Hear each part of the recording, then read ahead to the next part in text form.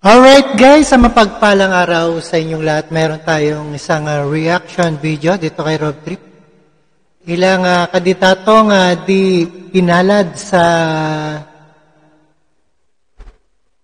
nagdaang halalan at ilang politiko naghain ng COPC para sa kanilang 2025 polls at naging maayos unang araw ng paghahain ng Certificate of Candidacy o COC ng mga nagnanais tumakbo sa 2025 national local election. Ayan, kabilang ang naghain ng kandidatura ang ilang aspirants na tila suki na ng Commission ng Election kapag panahon ng election. Naloko na. Ano, panoorin po natin and not further ado. Alright, buong bansa. Likas sa mga Pilipino ang hindi agad sumusuko sa laban kahit ilang beses pang natalo. Ito ang pinatunayan ng mga unang naghain ng Certificate of Candidacy o COC ngayong araw sa Tent City ng Manila Hotel na venue ng COC filing ng national candidates. Si Dr. Joey Montemayor kumakandidato bilang senador sa ilalim ng Partido Federal ng Maharlika.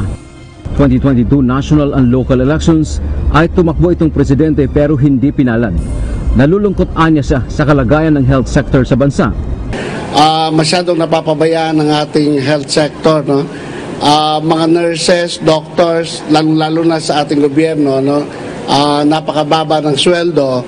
So nawawala ang motivation to serve.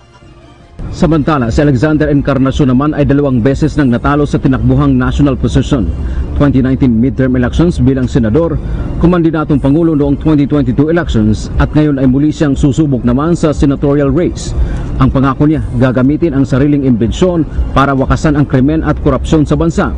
Underlay ko sa popotresyo, malabo na pong mangyari na kayo pa ay gumawa ng mga illegal na gawain.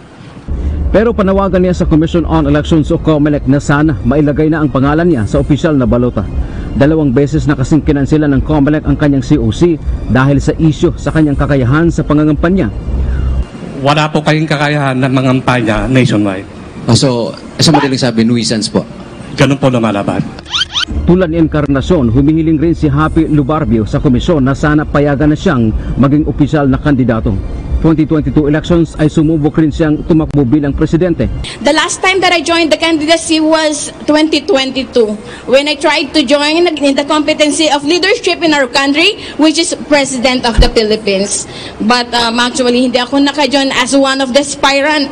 Habang ang security guard naman na ayan, alright, dapat pagbigyan naman ng mga bago at mga dynasty, mga luma pa rin at bigyan ng ayan ang panahon ng mga bagong tatakbo.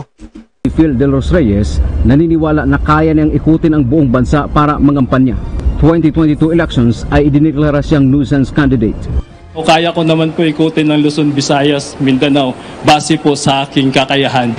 Huwag lang ho tayo magmamalit ng kapwa dahil hindi nyo po alam kung anong meron ng isang tao.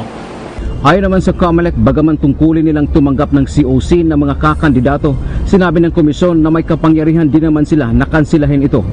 Tulad ng nuisance candidate na parang pinaglalaroan lang ang proseso ng eleksyon. Yan na po mismo ang sabi ng Korte Suprema sa kaso ng Serafica versus COMELEC. Wala kaming choice, wala kaming discretion kung hindi tanggapin ang COC. Basta ito ay nasa proper form, basta ito ay duly accomplished, basta ito ay notaryado. Bukod sa mga ito, kabilang sa naghain ng COC kanina ay ang re-electionist na si Senator Francis Tolentino na kasama sa senatorial slate ng Alyansa ng Bagong Pilipinas ni Pangulong Ferdinand Marcos Jr.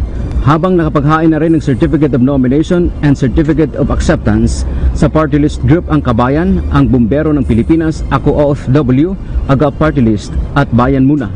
Ang Bayan Muna party list ay bigong makakuha ng pwesto noong 2022 elections.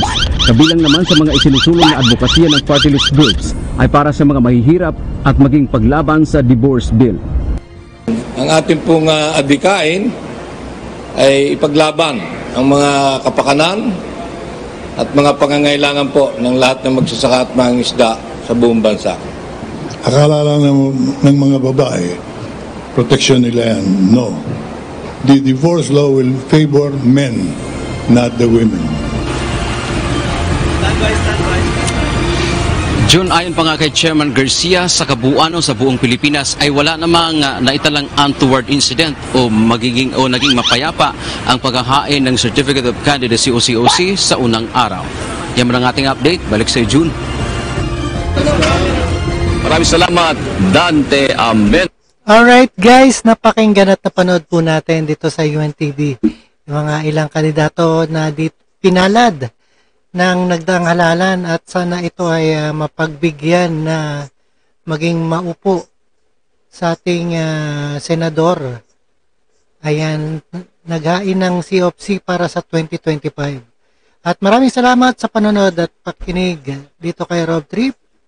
And don't forget to subscribe this channel. And thank you so much and peace out.